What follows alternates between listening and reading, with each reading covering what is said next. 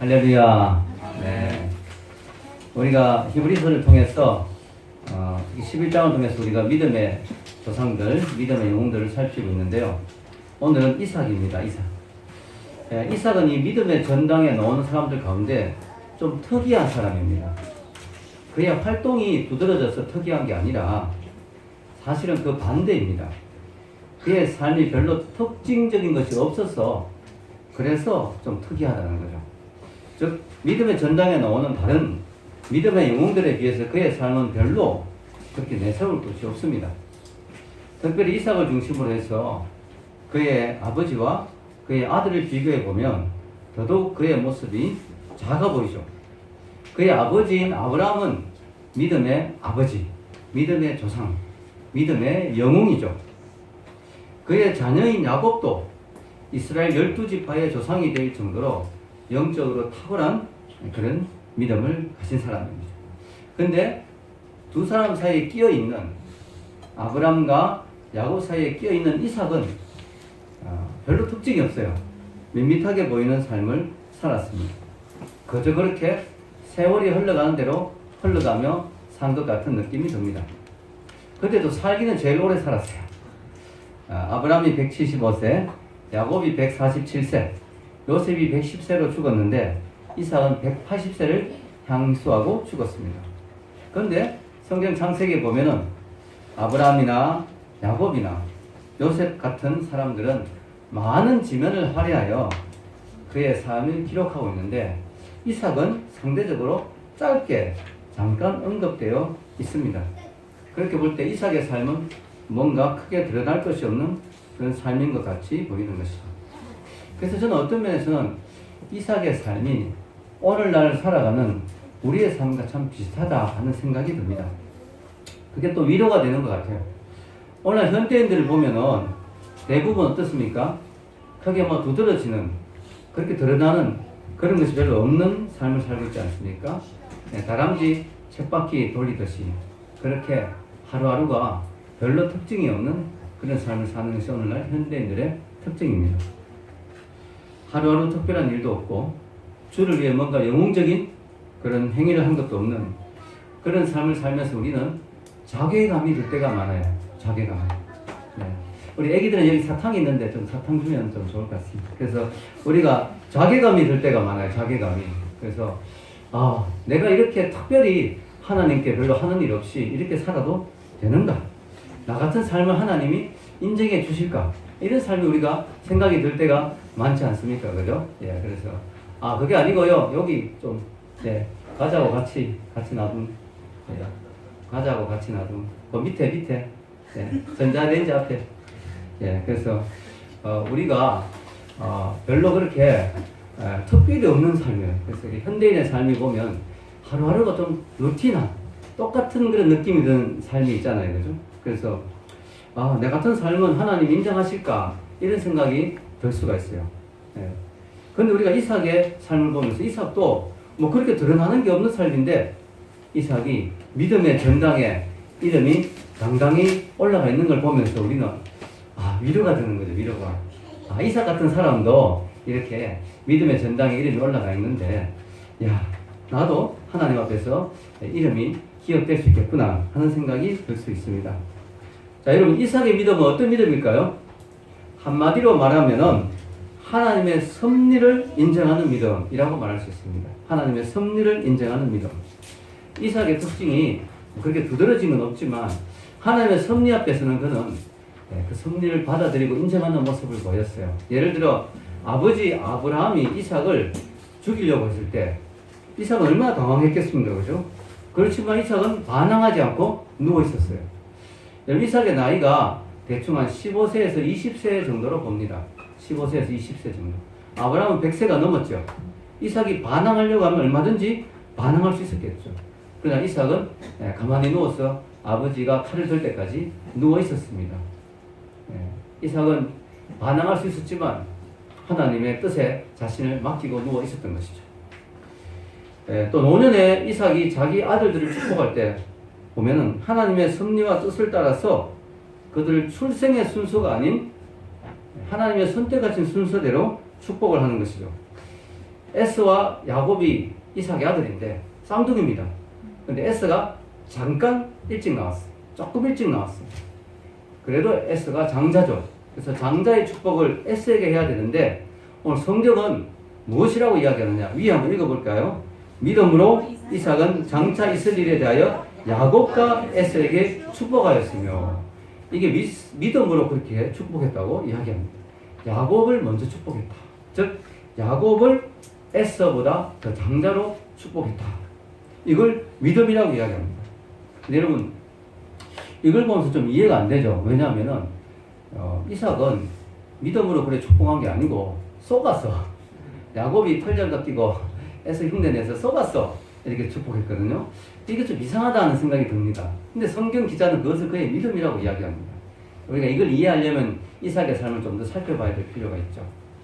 이삭의 성품을 보면요, 이삭이 좀 사람이 조금 너무 유약해 보이는 경우가 많아요. 좀 의기소침하고 뭔가 줏대가 없고 뭔가 유약해 보이는 그런 모습이 이삭에게 있습니다. 사람들하고 부딪히는 걸 너무 싫어하고 남들과 대립하는 걸 좀 싫어하는 성격인 것 같아요. 그래서 이삭이 우물을 팠는데 그 사람들이 이삭의 우물을 탐내가지고 우리 거라고 막 하니까 이삭이 자기가 파서 그런 우물을 그냥 넘겨주고 또 다른 곳으로 갑니다. 거기서 또 우물을 파는데 이 중동에는 물이 얼마나 귀합니까? 우물도 나오기도 쉽지 않은데 또 우물이 나왔어요. 그러니까 또 사람들이 와서 이거 우리 거라고 우리 거라고 이렇게 이야기하니까 이삭이 또 그럼 너희 해라고 또 주고 또 가서 또 팝니다. 이삭이 보면 남하고 부딪히는 걸 너무 싫어하는.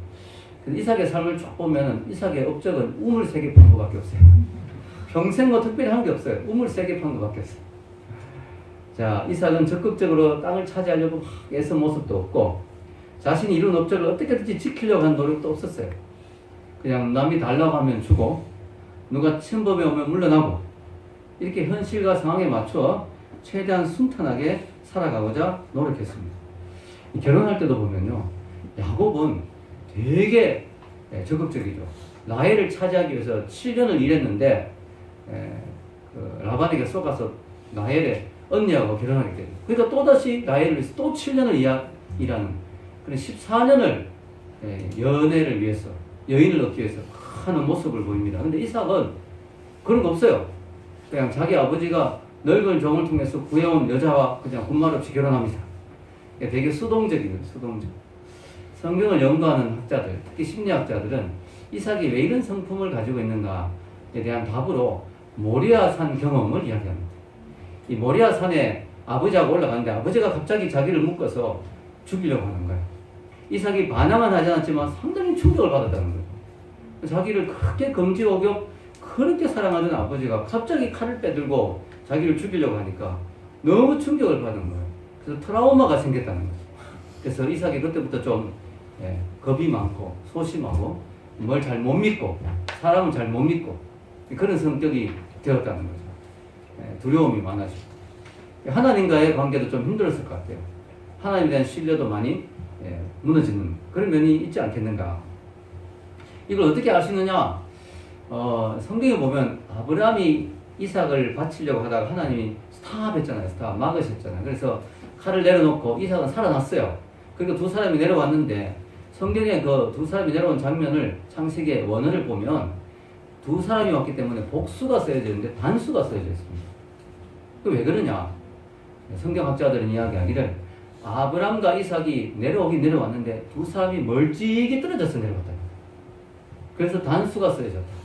그 말은 뭡니까? 이삭이 시험 들어가지고 내려올 때는 아브람하고 같이 안 내려오고 저 뒤에 떨어져서 그냥 털레털레 내려왔다는 거예요. 여러분 그리고요 보면 이삭이 정말 시험이 좀 들었던 것 같아요. 왜냐면 자기 목에 아버지가 칼을 겨누니까 그런 생각이 들지 않았겠습니까?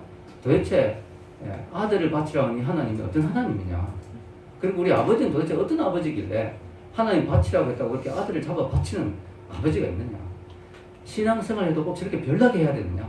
이런 생각이 들면서 시험이 많이 들었다는 거예요. 내려올 때도 떨어져 내려갔을 뿐만 아니라 더 충격적인 것은 그 다음부터 이삭이 아버지하고 안 삽니다. 성경을 자세히 보십시오. 아브라함이 모리아 사건 이후에 어디서 삽니까? 창세기 22장 19절 읽어보겠습니다. 이에 아브라함이 그의 종들에게 돌아가서 함께 떠나 보엘세바에 이르러 거기 거주하였더라. 보엘세바로 갑니다, 아브라함은. 그런데 사라, 그의 아내 사라는 어디 삽니까? 기랏 아르바에서 살다가 죽습니다. 한번 읽어볼까요? 사라가 가나안 땅 헤브론 곳 기랏 아르바에서 죽음에 아브라함이 들어가서 사라를 위하여 슬픔에 애통하다. 이걸 보면 사라도 아브라함하고 안 삽니다. 사라가 자기 아들을 잡아 죽이려고 했다는 걸 알게 되고 아브라함에게 시험이 된 거예요. 사라도 별거합니다. 아브라함에게 같이 안 살아요. 그리고 이삭도 아브라함과 같이 안 살고 그의 엄마 사라가 바로 얼마 후에 죽어요. 구약의 그 성경을 연구하는 유대 전승에 따르면은 사라가 아브라함이 아들 이삭을 잡아 죽이려고 했다는 말 듣고 충격을 받았어. 일찍 죽었다는 그런 말도 있어요. 그래 이 사라가 죽고 난 뒤에 이삭이 어디 가서 사느냐? 어디 가서 사는지 알려면 우리가 성경을 봐야 되는데요. 그 안에 리브가가 올 때 이삭이 어디서 오는지를 보면 됩니다. 읽어봅시다. 리브가가 일어나 여자 종들과 함께 낙타를 타고 그 사람을 따라가니 그 종이 리브가를 데리고 가니라. 그때 이삭이 보엘라헤로이에서 왔으니 그가 네게브 지역에 거주하였습니다. 이삭이 아브라함이 있는 보엘세바에서 오지 않고 그의 아내 리브가를 만날 때 보엘라헤로이에서 왔습니다. 그럼 보엘라헤로이가 어디냐? 여러분 그 이삭의 이복 동생인 이스마엘 있죠. 예. 이 이스마엘이 엄마가 그 하갈이잖아요. 하갈. 이 사람들이 살았던 데가 보엘라헤로이에요. 성경에 보면 그 사라에게 쫓겨나서 임신한 상태에서 쫓겨나서 어디 있으냐면 보엘라헤로이에 있다가 하나님이 돌아가라 해서 돌아갔는데 아이를 낳았어요. 이스마엘이 막 자라가지고 이삭이 또 태어나니까 이삭을 막 이렇게 좀 희롱하니까 그냥 내쫓았어요. 그 또 다시 보엘라헤로이에 갔어요. 근데 놀랍게도 이삭이 아브라함이 사는 보엘사바에 가지 않고 보엘라헤로이에서 있었다는 건 뭐냐면은 그의 남은 생에 아브라함과 안 살고 그냥 차라리 이스마엘하고 하갈하고 계모하고 같이 있겠다. 그래서 엄마가 죽고 난데 거기 가서 살았다. 이걸 보면서 참 충격을 많이 받죠. 아브라함이 인간적으로 참 외로웠을 것 같아요. 아내도 떠나가고 사랑하는 아들도 아버지에게 시험 들어서 떠나가고. 아브라함이 이삭을 바친 일은 하나님의 큰 뜻을 이루는 일이었습니다. 크게 보면 큰 그림으로 보면 하나님의 뜻이었고 하나님의 뜻을 이루는 일이었어요. 그러나 아브라함의 개인의 삶은 그 사건 이후에 상당히 외롭고 힘들었다는 사실을 알 수가 있습니다. 그의 고뇌에 찬 결단을 이해해 준 사람이 아무도 없었어요. 그의 가족조차도 그를 이해하지 못했어요. 물론 아브라함은 아들을 바치는 순종으로 결과적으로는 큰 복을 받았어요. 믿음의 아버지가 되었고요. 이스라엘 민족의 조상이 되었고 예수 그리스도가 그의 후손으로 나오게 되었습니다. 하나님의 약속 가운데 이루어지지 않은 게 단 한 가지도 없었어요. 그러나 그의 당장의 삶은 그렇게 축복된 게 아니었죠. 우리가 알아야 될 사실은 하나님의 약속은 반드시 이루어지지만 더디 이루어질 때가 많다. 그래서 우리가 지금 이 자리에서 해야 될 일은 뭐냐? 하나님의 약속이 당장 안 이루어졌다고 불평하지 말고 지금 내가 이 자리에서는 축복의 씨앗을 심는 것. 나를 통해 나의 자녀 손들이 언젠가는 복을 받을 것을 믿고 하나님 맡기신 일을 묵묵히 하면서 하나님 앞에서 순종의 씨앗, 충성의 씨앗을 하나라도 더 심는 것입니다. 아멘입니까? 어쨌든 이렇게 마음의 상처를 입고 아브라함과도 멀어지고 하나님과의 사이도 멀어진 그 이삭, 그 이후에 그는 하나님을 신뢰하는 데 상당한 어려움을 겪었을 것입니다. 그러다 결국 그는 아버지의 죽음을 맞이하게 됩니다. 근데 그 이유가 중요합니다. 아버지가 죽고 난 뒤에 하나님이 이삭에게 복을 부어주기 시작합니다. 성경 한번 읽어볼까요? 이삭이 그 땅에서 농사하여 그의 100배나 얻었고 여호와께서 복을 주심으로 그 사람이 창대하고 왕성하여 마침내 거부가 되어 이삭이 거부가 되었어요. 소극적이고 유약한 그 이삭이 복을 받는 거예요. 여러분 얼마나 복을 받았으면 100배나 농사를 짓는데 어떻게 100배가 넘을 수가 있어요. 100배나 잭팟이 터진 것 같죠. 하는 일마다 잘 됩니다. 뭐 특별히 이삭이 뭐 능력이 있는 것도 아니고 특별히 뭘 열심히 잘한 것도 아닌데 하는 일마다 농사도 잘 되고 우물을 파도요. 우물 파는 족족 물이 터집니다. 그래가지고 이쪽으로 옮겨가서 또 파면 또 우물이 나오고 또 우물하고 해서 또 저쪽에서 파면 또 우물이 나오고 그냥 거부가 됩니다. 거부가 아주 창성하게 됩니다. 도대체 이삭은 의아해했을 거예요. 도대체 자기가 뭐 특별히 잘한 것도 없는데 어떻게 하는 일마다 이렇게 잘 될까? 참 이해가 안 됐겠죠. 그런데요, 근데 이것저것을 이렇게 옮겨 다니다가 마침내 아버지가 살던 브엘세바에 이르게 됩니다. 그때 그는 그의 인생의 해답을 찾게 됩니다. 비밀을 알게 돼요. 밤에 하나님이 그에게 나타나신 거예요. 그리고 이렇게 말씀하십니다. 읽어볼까요? 이삭이 거기서부터 브엘세바로 올라갔더니 그 밤에 여호와께서 그에게 나타나 이르시되 나는 내 아버지 하나님의 아브라함의 하나님이니 두려워하지 말라. 내 종 아브라함을 위하여 내가 너와 함께 있어 내게 복을 주어 내 자손이 번성하게 하리라 하신지라. 아멘. 여기 보면 여러분 어디에 밑줄 꺼야 될까요?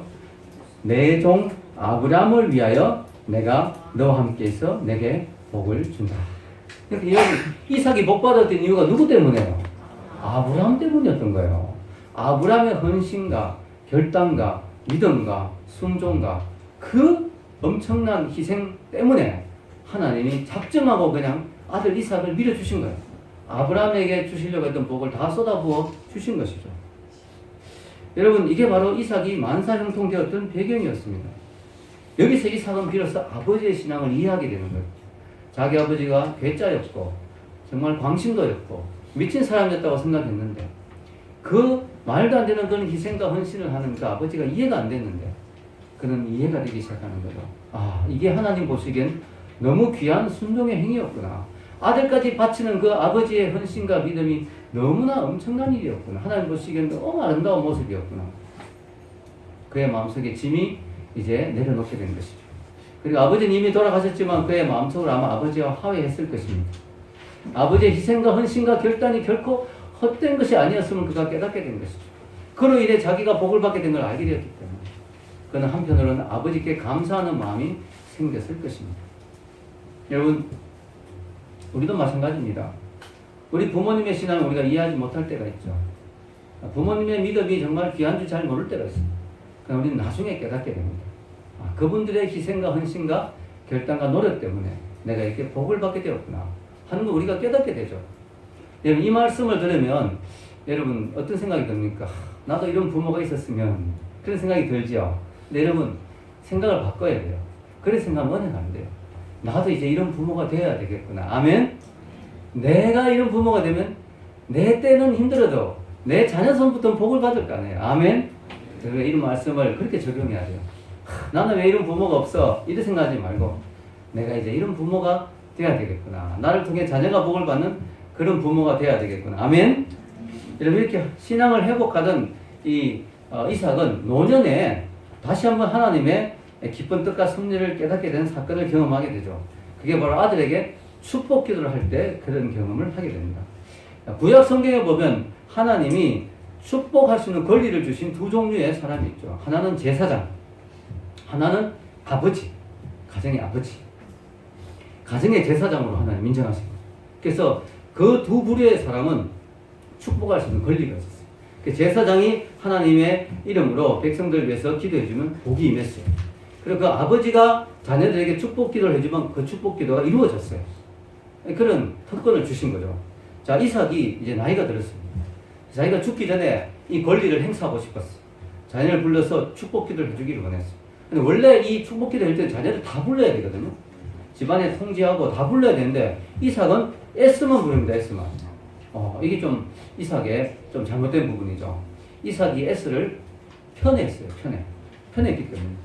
자, 그는 이삭이 S를 불러 축복 기도를 하려고 했는데 이거는 하나님의 뜻에 어긋나는 행동이었습니다. 왜냐하면 성경 이런 말씀이 있죠. 한번 읽어볼까요? 이삭이 그의 아내가 임신하지 못하므로 그를 위하여 여호와께 간구하매 여호와께서 그의 간구를 들으셨으므로 그의 아내 리브가가 임신하였더니 그 아들들이 그의 태석에서 서로 싸우는지라 그가 이르되 이를 경우에는 내가 어찌할꼬 하고 가서 여호와께 묻자온데 여호와께서 그에게 이르시되 두 국민이 내 태중에 있구나 두 민족이 내 복중에서 나누이리라 이 족속이 저 족속보다 강하겠고 여기서 큰 자가 어린 자를 섬기리라 하셨더라. 아멘. 순서가 바뀌었죠. 큰 자가 어린 자를 섬긴다. 즉 하나님이 이 쌍둥이가 태어났는데 어린 자를 장자로 인정하겠다는 거예요. 이렇게 미리 하나님의 계시를 들었는데도 이삭은 자기 주관대로 자기 뜻대로 S를 축복하기를 원했어요. 이런 걸 들었기 때문에 저도 S만 불렀는지도 모르겠어요. 나는 S를 축복하기를 원합니다. 나는 S가 신분상 장자이기 때문에 장자의 축복을 S에게 하기를 원한다. 여러분 축복이 다 똑같은 게 아니에요. 장자의 축복이 따로 있어요. 왜냐하면 장자는 그 집안의 영적 가장이에요. 그래서 그 집안을 영적으로 이끌어야 될 책임이 있기 때문에 장자의 축복 기도를 해주는 것이고, 장자는 유산도 2배로 받습니다. 2배로. 유산도 2배로 받고. 예. 그래서 장자의 축복의 기도를 하는데요. 에서에게 하려고 하는 거예요. 근데 이거를 딱 이 에스를 좋아하는 이유가 뭐냐면요. 참 기가 막힌 게, 에스가 사냥한 고기를 좋아했어요. 이삭이. 에스가 사냥을 잘했어요. 에스는 들 사람, 야곱은 집 사람. 집 사람 이상하다, 그죠? 집에 사람. 그래서 야곱은 엄마하고 같이 막 부엌일 하는 거 좋아하고, 에스는 밖에 나가서 막 사냥하는 거 좋아하고. 그래서 엄마는 야곱을 좋아하고, 아빠는 에스를 좋아하고. 각각 편했어요, 편해. 여러분, 이것도 좋은 게 아니에요. 편하면 안 되거든요. 근데 부부 사이가 안 좋으면 자녀를 편하게 됩니다. 예, 그래서 이 두 사람 사이가 그렇게 좋지 않았던 걸 알 수 있어요. 그래서 어쨌든 이걸 리브가가 듣는 거예요. 리브가 야곱의 엄마, 에스의 엄마 리브가가 들었어요. 내 남편이 지금 장자의 축복을 에스에게 하려고 하는구나. 안 되지. 내 사랑하는 야곱, 그리고 하나님이 야곱을 이미 축복하기로 계획하셨는데 안 되지. 그래가지고 야곱을 불렀어. 야, 빨리 형이 고기 잡아오기 전에 너가 빨리 요리해 줄 테니까 빨리 가서 그 요리를 아버지에게 드리고 그렇게 기도를 받아라. 아버지가 목소리 다 알고 뭐 하는데 좀 제가 들키면 저주받으면 안 되지 않습니까? 걱정하지 말라고. 그러면서 너가 아버지가 눈이 어두우시니까 털을 이렇게 해가지고 들어가면 에스가 털이 많으니까 아버지가 쏘을 거라고. 그래 갔어요. 아버지가 쏙 만져보더니 이상하다. 목소리는 야곱의 목소리인데 털은 에스의 털이고, 어쨌든 에스라고 하니까 축복 기도를 쫙 했습니다. 자, 여러분, 에스를 불러서 이삭이 이렇게 말하죠. 읽겠습니다. 이삭이 이르되 내가 이제 늙어 어느 날 죽을는지 알지 못하니 그런즉 내 기구 곧 화살통과 활을 가지고 들에 가서 나를 위하여 사냥하여 내가 즐기는 별미를 만들어 내게로 가져와서 먹게 하여 내가 죽기 전에 내 마음껏 내게 축복하게 하라. 자, 이렇게 하나님 뜻에 어긋난 행동을 하는 거죠. 하나님은 야곱을 선택하셨는데 이삭은 에스에게 빨리 사냥해서 오면 내가 먹고 마음껏 축복한다. 이 엄청난 축복기를 하는데 금식하면서 해야지. 마음껏 먹고 지금 마음껏 축복해버리면 어떻게 됩니까? 야곱은 에스에게 다 해버리면. 재밌는 게 이삭이 이렇게 기도하고 난 뒤에 40년을 더 살았어요. 이삭이 자기가 죽을 때가 왔다고 생각했는데 이미 이삭이 영적으로 많이 이게 어두운 거죠. 자기가 죽을 날도 잘 모르고 40년 더 살았어요. 자, 여러분, 그래서 이제 갔는데 야곱이 이제 축복기를 딱 받고 다 끝나고 나니까 에스가 왔어요. 그 아버지 사냥했는데 이 고기 드시고 저를 축복해 주세요. 너 누구냐? 에스에게 벌써 다 축복했는데 너 누구냐? 에스가 깜짝 놀랍니다. 자, 읽어보겠습니다. 이삭이 심히 크게 떨며 이르되 그러면 사냥한 고기를 내게 가져온 자가 누구냐? 내가 오기 전에 내가 다 먹고 그를 위하여 축복하였은즉 그가 반드시 복을 받을 것이니라. 네. 여러분, 깜짝 놀랍니다. 야곱이란 걸 알게 된 거예요. 이삭이 심히 크게 떨며 이르되, 그냥 떤 게 아니고 심히 크게 떨었다. 여러분, 왜 이렇게 심히 크게 떨었을까요? 에스가 화가 많이 나겠구나 싶어서 심히 떨었을까요? 내가 그냥 실수했구나 싶어서 떨었을까요? 아닙니다. 여기서 지금 이삭이 깨어지는 순간이에요. 왜 떨었냐면 이삭이 뭘 깨달았냐면 내가 하나님의 뜻에 어긋나게 어떻게든지 에스를 축복하려고 했는데 하나님은 기어코 이런 방법을 써서라도 하나님의 뜻을 이루셨구나. 기어코 하나님이 예언하신 대로 야곱을 축복하셨구나 하는 걸 깨달아 버린 거예요. 그때 에스가 깨진 거예요. 이삭이 깨진 거죠. 그래서 이삭이 뭐라고 말하냐? 그가 반드시 복을 받을 것이다. 자신의 축복을 철회하지 않습니다. 거둬들이지 않아요. 이게 이제 여기부터 놀라운 거예요. 이게 이제 이삭의 믿음이라는 거죠. 그래서 이삭이 에스와 야곱을 축복한 게 아니고 야곱과 에스를 축복했다고 히브리서에 기록된 이유가 바로 여기서부터입니다.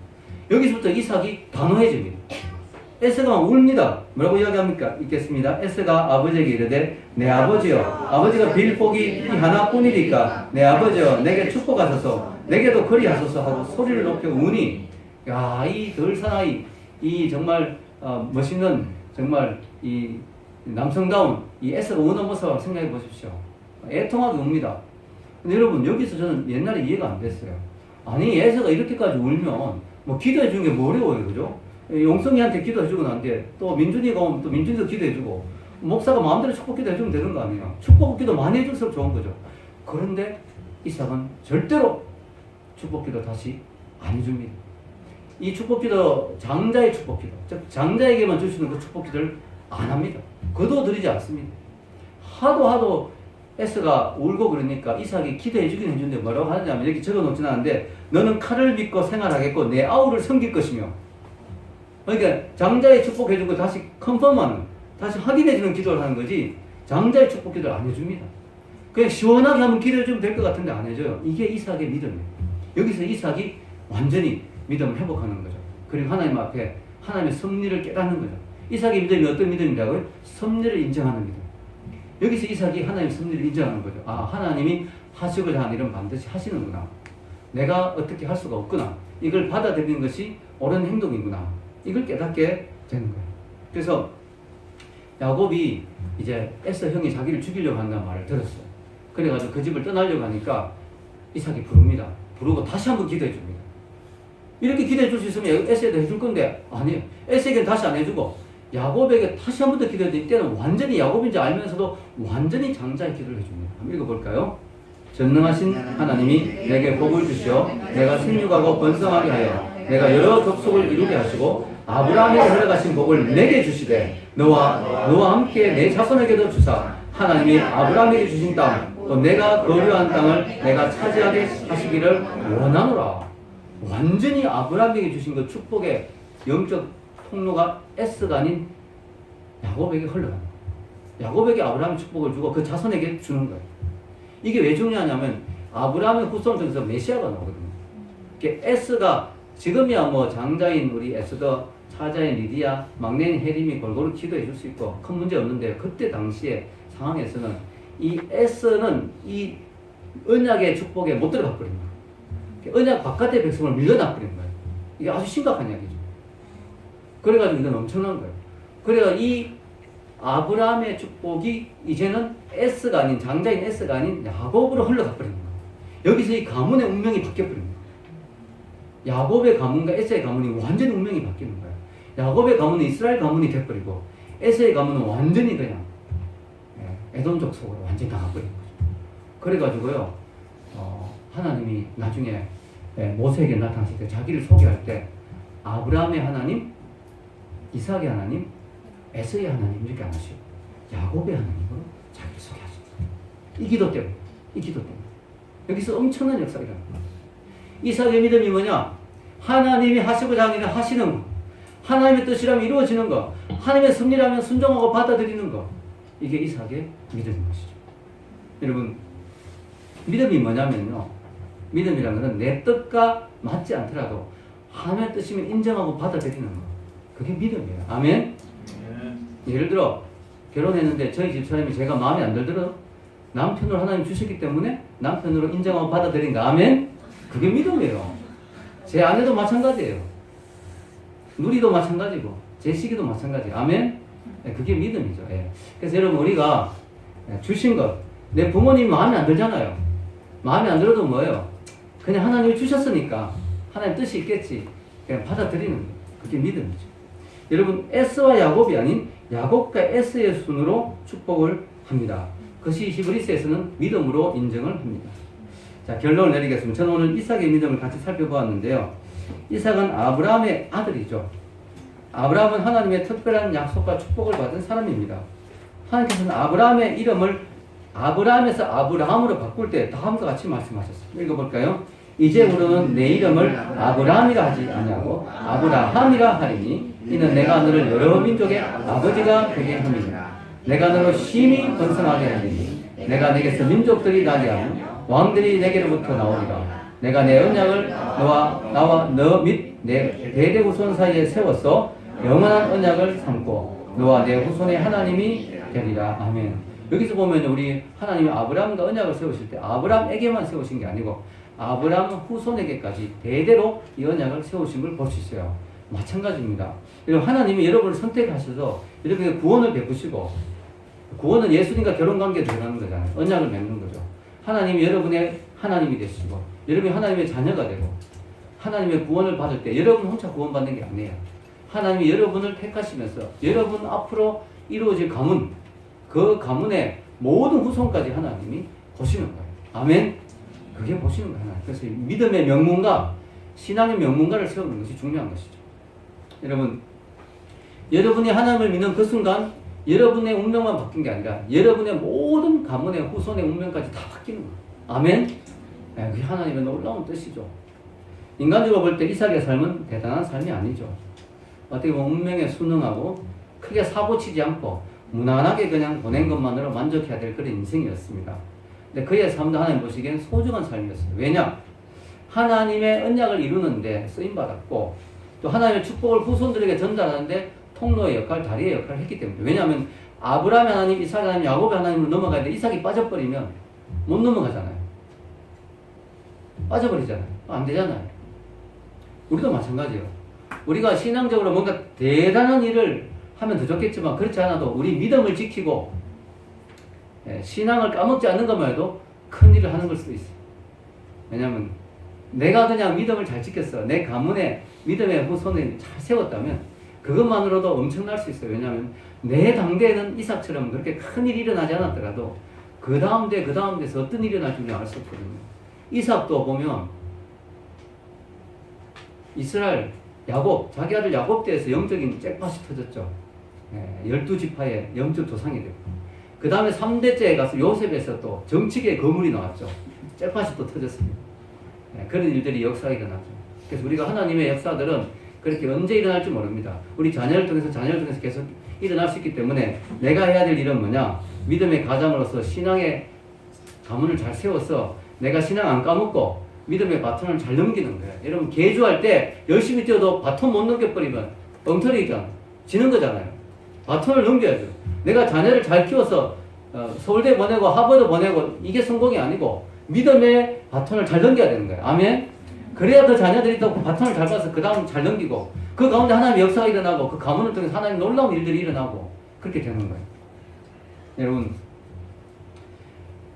그래서 내가 잘해야 돼요. 내가 잘 넘겨야 돼요. 믿음의 가문을 잘 세워야 돼요. 근데 위로가 되는 게 뭐냐면요. 이삭의 경우를 보면 인간적인 연약함과 허물과 실수에도 불구하고 하나님의 은혜의 역사는 중단되지 않는다는 거예요. 이게 위로가 되는 거죠. 이삭이 영적으로 어두워서 실수하고 판단을 잘못하고 그죠? 야곱에게 하나님의 뜻이 있는데 에서에게 막 축복하고 실수하고 잘못해도 하나님은 그것까지 이용하셨어. 기어코 당신의 뜻을 이루어 가신 걸 우리가 보게 됩니다. 만약에 하나님의 뜻을 이루는데 우리가 언제나 완벽해야 되고 하나도 실수가 없어야 된다면 우리가 얼마나 초조하고 불안하겠어요. 그러나 우리가 최선을 다하지만 우리의 연약함에도 불구하고 하나님의 위대한 역사를 우리가 방해할 수 없다는데 우리의 위로가 있는 것이죠. 우리가 이삭을 보면서 우리의 부족함과 허물과 실수에도 불구하고 반드시 하나님의 뜻을 이루는 하나님을 보면서 우리는 소망을 가집니다. 이 하나님을 믿고 저와 여러분 모두 하나님의 섭리를 깨달아 하나님의 뜻에 순종하는 저와 여러분 되시길 주의 이름으로 축원합니다.